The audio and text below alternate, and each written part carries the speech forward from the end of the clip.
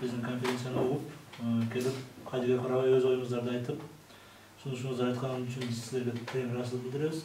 Енді ошол Баткен районунун Кадамжай, Баткен областынын Кадамжай районунун кулуну катары мен да өз оюмду айтып кетейин, азыр досум айткан сөзгө кичине түшүндүрмө берип кетейин. Жанагы эмне үчүн талкалай башташкан булактычы.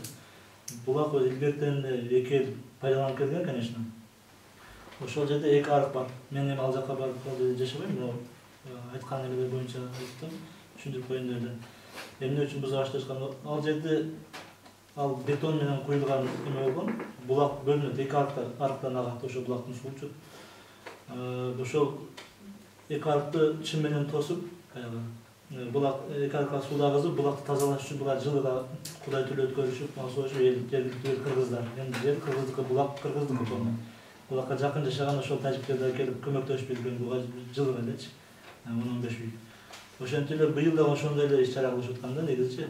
Алардын бузган себеби бузулса жанагы бетон бузулса Өзбекстан тарапы көбүрөөк суу кетет. Суу көбүрөөк кетиш үчүн өздөрү буза баштаганда, эми ал бузуп салса мисалы, эми 1000 ашык адам келип ба, 2000 адам келип, алар специально келип атат. Тем более киргенден кийин дагы сразу эле жана талкалап баштаган биздин кыргыз жигиттер ошол местный айылды дагы жигиттер, активисттер койгула бак дегенден кийин алар таш менен урганда, эми булар специально провокация менен кылышат да, даярданып келишти булар, специально даярданып келишти.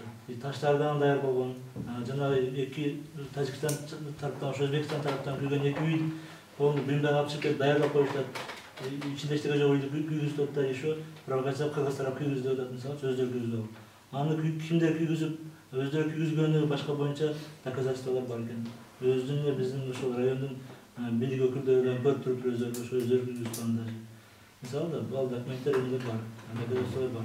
Эми бул деген эмне деген? Бул атайын провокация жол менен өздөрү атайын жасашып ушул ишти.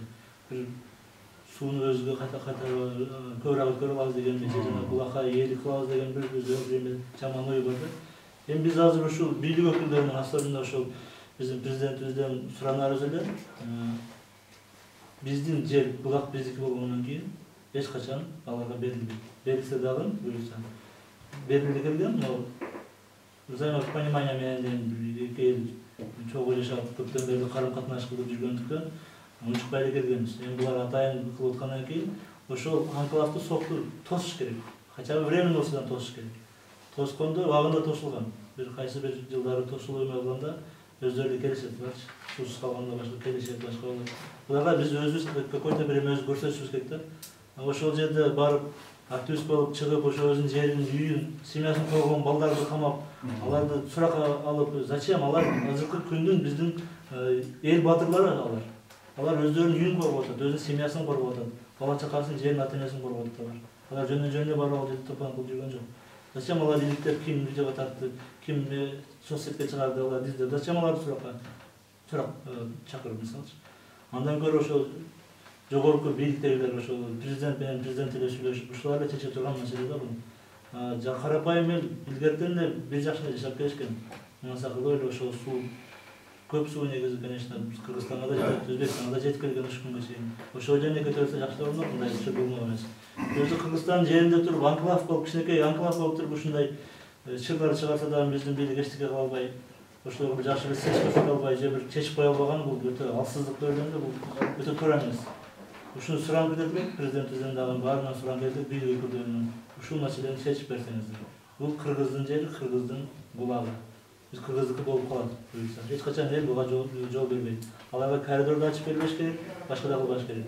Ошо бийликтин өкүлдөрү менен сүйлөшүп, жогорку бийликтегилер өздөрү чечип, 2 элге бирдей ынтымактарында жашай турган, даш улап кете турган кылып чечип бериш керек.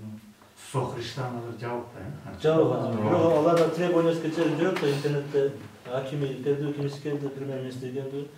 Коридор обещать etişti, açıp veriyoruz deşti de hatta sözler söylüntü de mesela keçim sırada Kırgız Birliği de yapayım. Zaten özünün jeri öz keçim sırada katkı etti.